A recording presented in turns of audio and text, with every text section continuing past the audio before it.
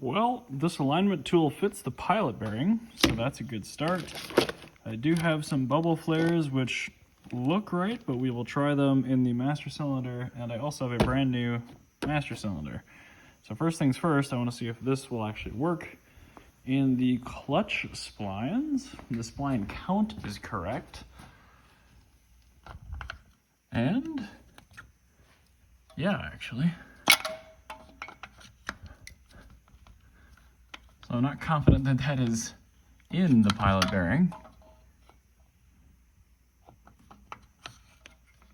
Okay, I guess I am. That seems okay.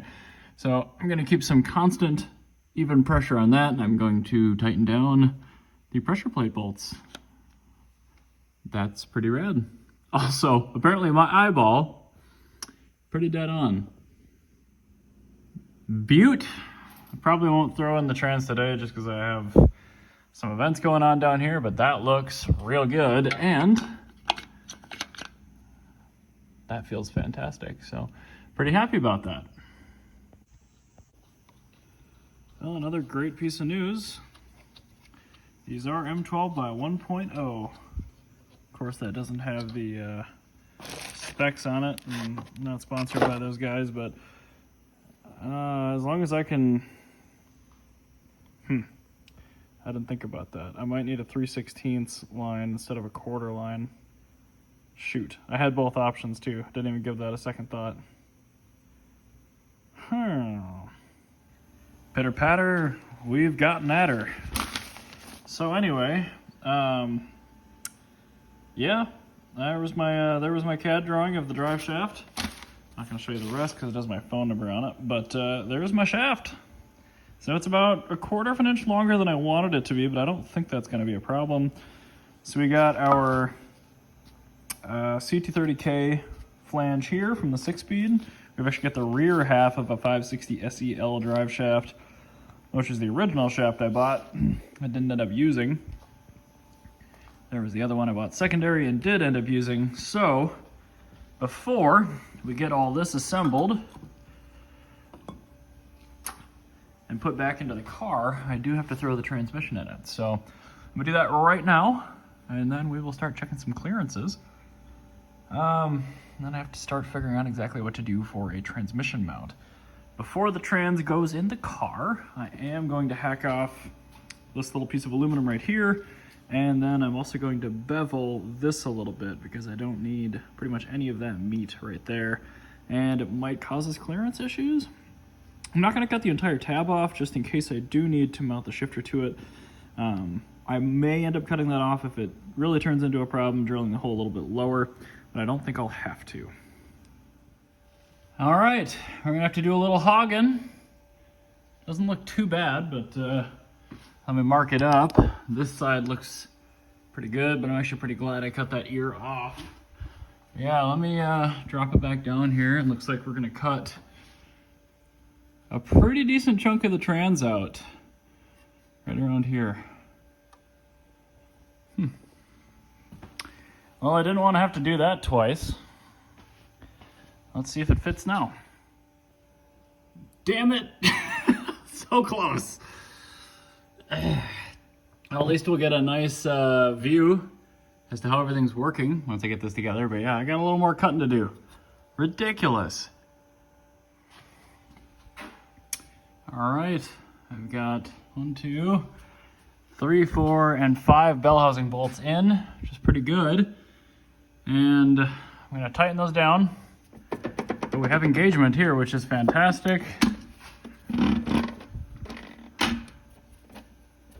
That's a bad noise. Not sure what I was hearing there exactly. Yeah, let me get all those situated. And then I might leave the trans jack in here just for measurements. However, it doesn't seem to be supporting anything right now. All right, so I've got 89.45 on the diff. And where was I?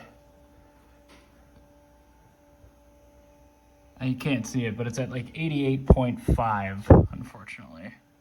The flashlight's on, 1 sec. So there you can see the vertical laser. It's only a half an inch down from center line, which is not too bad. And then, hold on.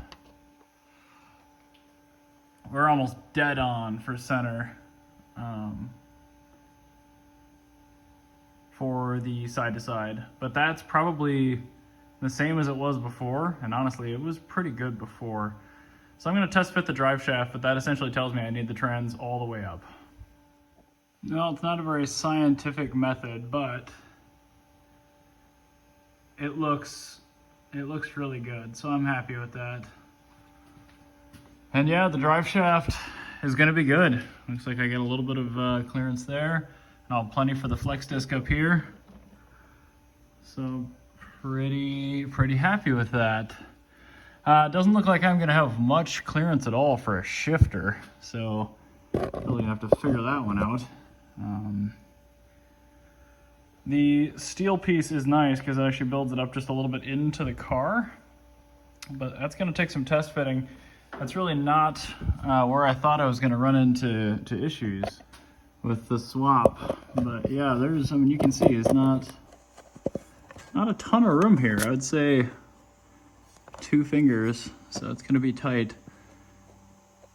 But the sheet metal does come down a little bit right there, so I think if worst comes to worst, I can build a little sheet metal extension or box in the cabin there, and everything should be pretty solid.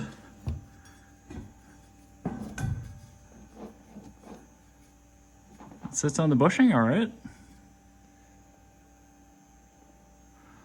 Anyway, I'm still waiting on a bubble flare for the clutch pedals, clutch master, but yeah, dude, this thing, it's looking pretty okay. And luckily, in these old cars, you can just move the mount pieces forward. So we'll have to dig out the steel and make ourselves a mount for that too, but I don't know, should be all right.